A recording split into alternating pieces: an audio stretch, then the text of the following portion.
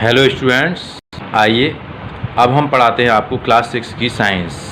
उसमें भी first chapter है आपका सोर्स ऑफ फूड। इंट्रोडक्शन में आते हैं। इस चैप्टर में आपको बताया गया है कि जो हम खाते हैं वो कहाँ से आता है। जो कुछ भी हम खाते हैं उसे हम फूड कहते हैं, और वो आता कहाँ से है, जहाँ से वो आता है वो उसका स्रोत या सोर्स ऑफ फूड कहलाता है। ओके, इसके विषय में हम बहुत सारी बातें इसमें पढ़ेंगे। इस चैप्टर के जो सेक्शन हैं इसको 5 भागों में बांटा गया है।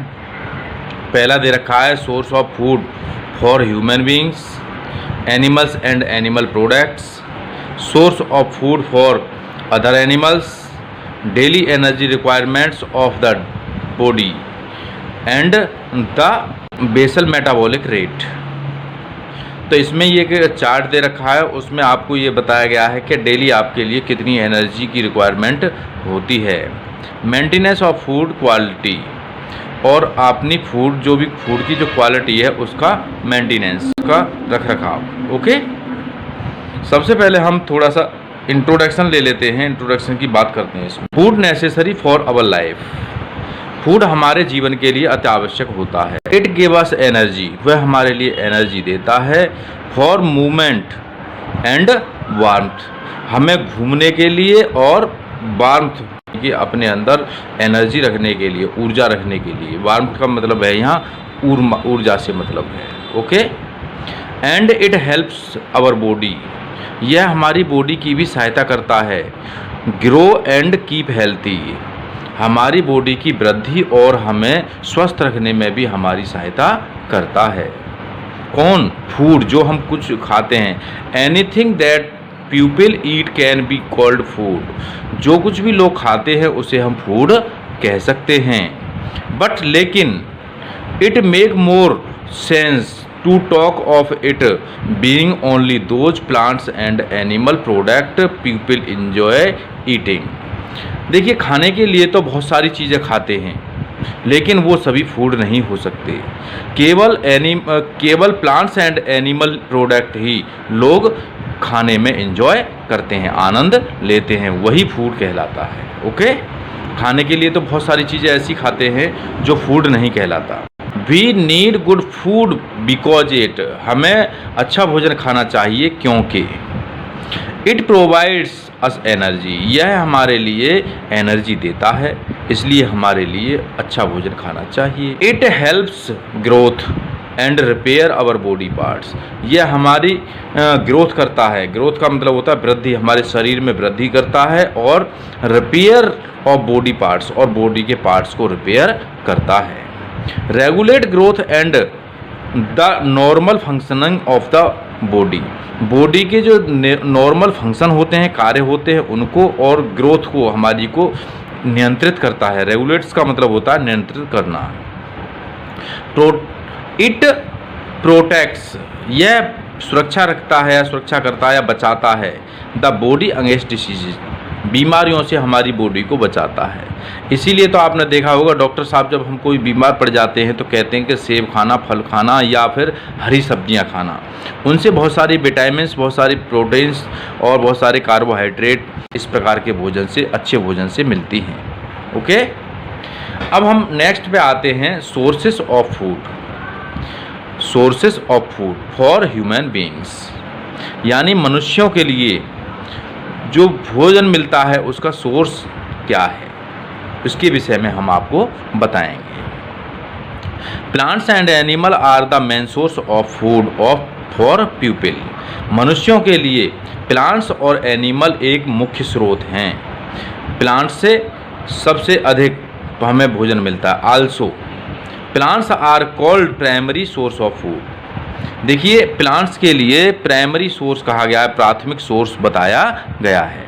तो अब इस समय हम आते हैं प्लांट्स से हमें किस किस प्रकार का भोजन हमें प्राप्त होता है उसे हम थोड़ा सा पढ़ते हैं। सीरियल क्रॉप्स, प्लांट्स से हम कुछ क्रॉप्स मिलती हैं। क्रॉप्स कहते हैं फसलें, ठीक है, जो फसल होती है अनाज की फसलें। सीरियल में होता है अनाज, अनाज की फसलें। Cereal crops give us more food cereal crops हमें बहुत सारा भोजन देती हैं देन एनी अदर सोर्स, दूसरी स्रोतों के अपेक्षा, दूसरी सोर्स की अपेक्षा सीरियल क्रॉप्स जो होती है वो हमें अधिक भोजन देती हैं।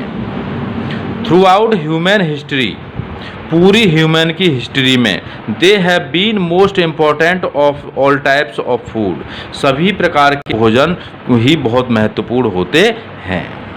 Some cereal such as rice and maize are eaten in their natural form. देखिए सम सीरियल्स, कुछ सीरियल ऐसे होते हैं, कुछ अनाज ऐसे होते हैं जैसे राइस एंड मेज, मक्का और चावल, ये सभी के अपनी नेचुरल फॉर्म में ही खाया जाता है, इसको ज़्यादातर नेचुरल फॉर्म में खा सकते हैं। अदर और दूसरे सच है wheat and rye are ground, ground क्या है, ग्राइंड की और सेकंड फॉर्म है ground, into flour before being baked और कुक्ड, पकाने से पहले यानी पकाने या सेकने से पहले व्हीट, गेहूं और राई आदि को पहले क्या पीसा जाता है, पीस के उसका फ्लोर बनाया जाता है, उसके बाद ही इसको खा सकते, पका सकते हैं। ठीक है, आपने देखा होगा आटा बनता है, ठीक है, गेहूं का आटा बनता है, तो ये किससे बनता है, पीस कर बनता है, ग्राइंड करके बनता है। अब इसी के अंतर्गत हम आते हैं रूट क्रॉप्स। ऐसी क्रॉप्स, अब तक तो हमने पढ़ी अनाज वाली फसलें, अब ऐसी फसलें पढ़ेंगे जो रूट से प्राप्त होती हैं, जड़ों से प्राप्त होती हैं। Root crops include many vegetables and a few sweet plants. देखिए रूट के अंतर्गत, रूट क्रॉप्स के अंतर्गत बहुत सी वेजिटेबल्स और बहुत से स्वीट प्लांट आते हैं। तो root crops are good to eat, root crop खाने में बहुत अच्छी होती है, रूट क्रॉप खाने में अच्छी होती हैं। As they contain the large amount of starch energy given substance, उनके अंदर एनर्जी देने वाला या एनर्जी देने वाली वस्तु स्टार्च अधिक मात्रा में उपलब्ध होता है। किसके अंदर, रूट क्रॉप्स के अंदर। The common root vegetables are yam, cassava, swedes, turnip, carrot, parsnips, radish and beet roots. ये जो हमने अभी आपको बताए हैं, देखिए ये इनके नेम हैं, याम, कसावा, स्वेट्स, टर्निप आप जानते हैं सलजम, कैरेट गाजर और पार्सनिप्स, रेडिश एंड बीट रूट, ये सभी सामान्यतः रूट वेजिटेबल हैं। ये क्या हैं, रूट वेजिटेबल हैं। ओके, ये आपको सभी दिखाई दे रहे हैं। अब हम आते हैं अगले पेज पर। अब आता है स्टेम क्रॉप्स। कुछ ऐसी क्रॉप्स होती हैं जो हमें स्टेम से प्राप्त होती हैं। स्टेम मीन्स होता है तना। Stem provide the means for the transport of the water, mineral and food. अब आप समझेंगे स्टेम होता क्या है। स्टेम जड़ों से यानी ग्राउंड से वाटर, लीव तक वाटर पहुंचाने का एक माध्यम होता है, ट्रांसपोर्ट का माध्यम होता है, जिसमें वाटर, मिनरल और फूड जड़ों से लेकर और पत्तियों तक, प्लांट के तक पहुंचाने का कार्य करता है। एट सेम टाइम, इसी समय stem of some plants are modified to fulfil our food requirement. कुछ प्लांट्स के स्टेम ऐसे होते हैं, ऐसे मॉडिफाइड होते हैं जो हमारे भोजन की पूर्ति करते हैं, हमारे भोजन की रिक्वायरमेंट को पूरी करते हैं। जैसे दीज आर, ऐसे कौन कौन से हैं, these are potato, ginger, taro, elephants food, onion, garlic, sugar cane etcetera. तो अभी जो हमने बताए इस प्रकार के फूड के जो एग्जाम्पल हैं, पोटैटो हमारा क्या होता है, आपने खाए हैं पोटैटो। पोटैटो किसके अंतर्गत आता है, स्टेम। जिंजर, अदरक जो होता है वो भी स्टेम के। टर्मेरिक, हल्दी भी स्टेम होती है। टैरो भी कोई एक वेजिटेबल का नेम है। एलिफेंट्स फूड, एलिफेंट्स का कोई फूड भी हो सकता है, यानी कि हम तो एलिफेंट्स का फूड शुगर केन ज़्यादा मान के चलते हैं, ठीक है, ये भी स्टेम में ही होता है। या ये कह सकते हैं एलिफेंट्स फूड का मतलब ये हो गया, एलिफेंट्स जो खाता है ज़्यादातर तनों को ही खा जाता है, तने खाता, साजी खा जाता है, इसलिए एलिफेंट्स फूड कहा है। ऑनियन, प्याज, गार्लिक, लहसुन, शुगर केन, गन्ना, ये सभी के सभी ऐसे होते हैं जिनमें स्टेम में भोजन इकट्ठा होता है, स्टोरेज होता है। ओके, अब आते हैं हम लीव्स के विषय में। हमारा जो पार्ट होता है एक लीव, प्लांट का पार्ट होता है लीव, वो भी एक किसका कार्य करता है, भोजन का कार्य करता है। ये सभी पार्ट हैं, प्लांट्स के पार्ट हैं। देखिए स्टेम हो गया, अब रूट भी हो गई थी, हम पहले रूट पढ़ा चुके हैं, अब लीव पढ़ाते हैं। Leave are the main organ of the respiration and produce food for the plant. Plant के लिए भोजन तैयार करने और रेस्पिरेशन कहते हैं श्वसन करने का एक सबसे मेन ऑर्गेन है, मेन अंग है, ओके, प्लांट के अंदर। But we get food from the leaves, लेकिन हम भोजन पत्तियों से प्राप्त करते हैं। Which includes spinach, methi, cabbage etcetera. देखिए इस प्रकार के जो भोजन हैं वो शामिल होते हैं लीव्स में, जैसे स्पाइनच है, पालक का साग खाया है, मेथी का साग खाया है, एंड कैबेज जानते हैं आप, जो बंद गोभी होती है उसको कैबेज कहा जाता है। ये सभी के सभी आपको चित्र में दिखाई दे रहे हैं, आप यहाँ से देख सकते हैं, ये सभी हमारे क्या हैं, फूड हैं, ओके। अब कुछ फूड हमारे फ्लावर से भी प्राप्त होते हैं। तो flowers are the structure that contain the reproductive organ of the plants.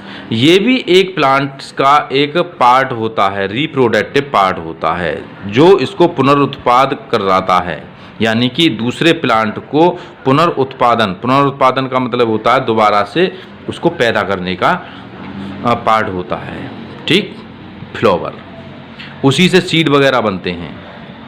Some of them, उनमें से कुछ, प्रोवाइड अस डायरेक्ट फूड, उनमें से ही कुछ हमें डायरेक्ट फूड देते हैं। दे आर कॉलीफ्लावर, कचनार, सेमल एटसेट्रा। देखिए कुछ फ्लावर ऐसे होते हैं जिनको हम डायरेक्ट ही खा सकते हैं, जैसे कॉलीफ्लावर तो आप अच्छी तरह जानते हैं, फूल गोभी।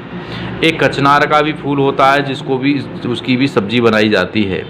एक सेमल गद्दा होता है, सेमल, और रेड कलर का फूल आता है, उसकी भी सब्जी बनाई जाती है। बहुत सारे देखिए सन होते हैं, सन, फुल सन जिसे कहते हैं, उसकी भी सब्जी बनाई जाती है, ठीक है। Petals of rose are also used as food. जो रोज की जो पीटल्स होती हैं उनसे भी फूड बनाया जाता है, वो भी फूड के रूप में यूज की जाती हैं। अब आते हैं हम, नेक्स्ट पार्ट होता है प्लांट्स का fruit. Fruits provide a sweet and juicy food. Fruit से हमें जूसी और स्वीट फूड प्राप्त होता है। फ्रूट्स में भी ड्राई और fleshy. Dry fruits include, dry fruits में शामिल होता है एकॉर्न्स, hazelnuts and पीपॉड।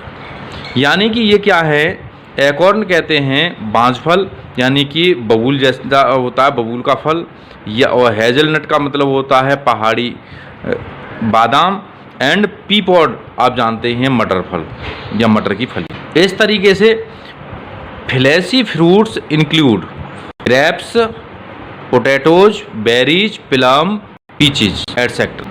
Apples, pear, mango, guavas, bananas are some of the popular fruits eaten as food almost the throughout world. देखिए apple, pears, mangoes, guavas, banana, ये ऐसे fruit हैं, इतने प्रसिद्ध फ्रूट हैं, इनको पूरे ऑल ओवर वर्ल्ड में खाया जाता है, फूड के रूप में खाया जाता है। इतनी बात आपको समझ में आ गई होगी यहाँ तक। अब हम आगे चलते हैं प्लांटेशन एग्रीकल्चर।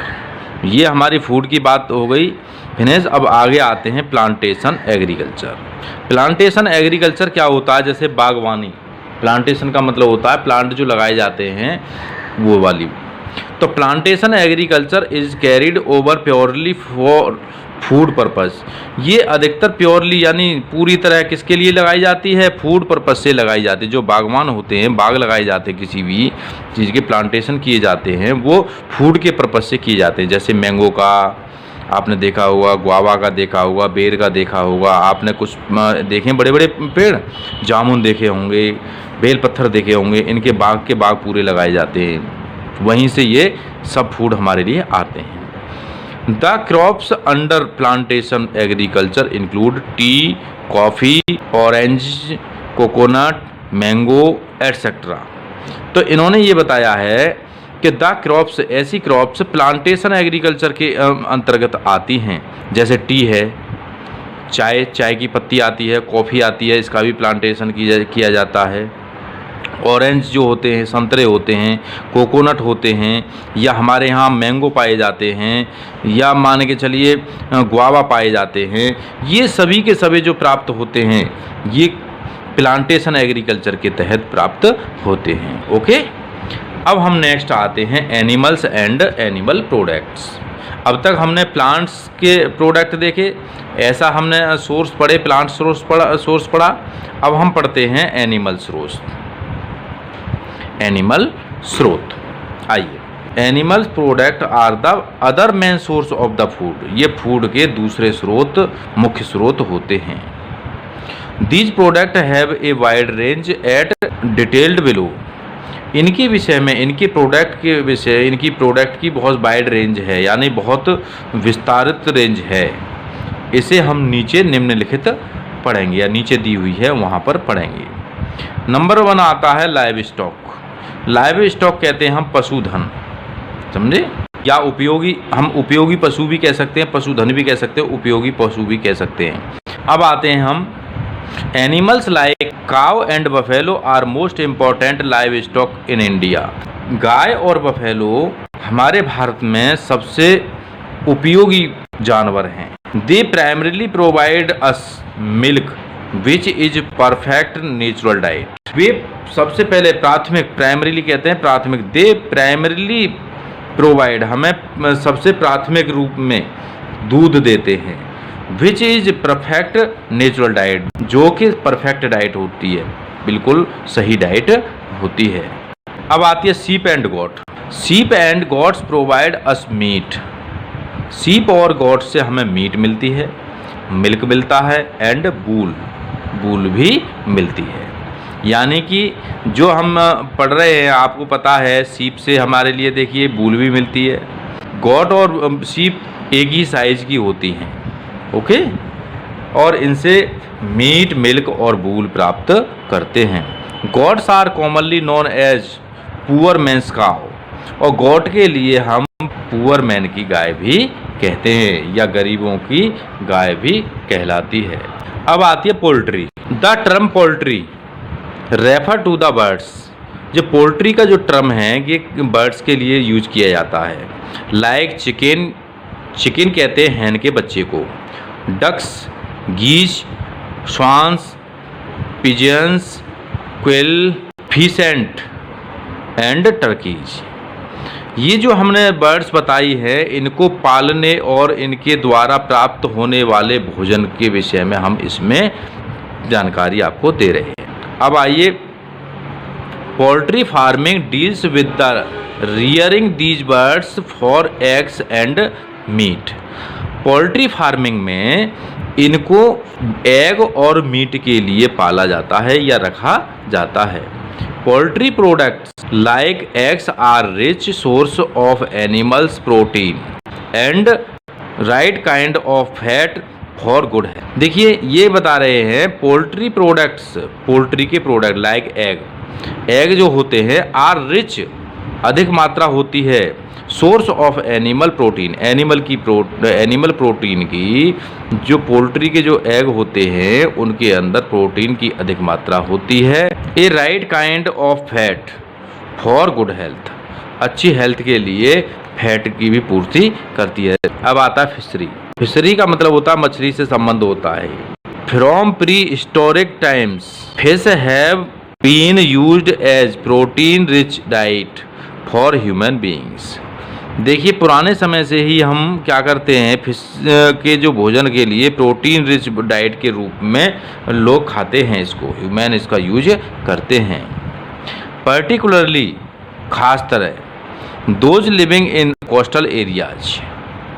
कोस्टल एरियाज का मतलब होता है समुद्र तट के एरिया में। They are highly nutritious and easily digestible.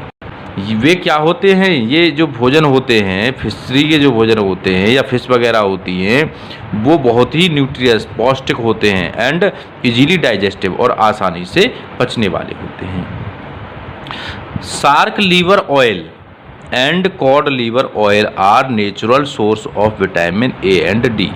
देखिए शार्क एक मछली होती है, उसका लीवर का ऑयल और कॉड लीवर ऑयल, इनकी लीवर का जो ऑयल होता है वो कभी कभी आपने सुना होगा, कभी बहुत सारी जो डिसीज होती है, बीमारी होती है, उनमें मछली के ऑयल का यूज किया जाता है और उसके कैप्सूल भी आते हैं। कोई डायरेक्ट नहीं खा सकता तो उनके कैप्सूल आते हैं, उसमें ऑयल भरा होता है, उनको खा जाते हैं। उससे विटामिन ए और विटामिन डी की कमी की पूर्ति होती है।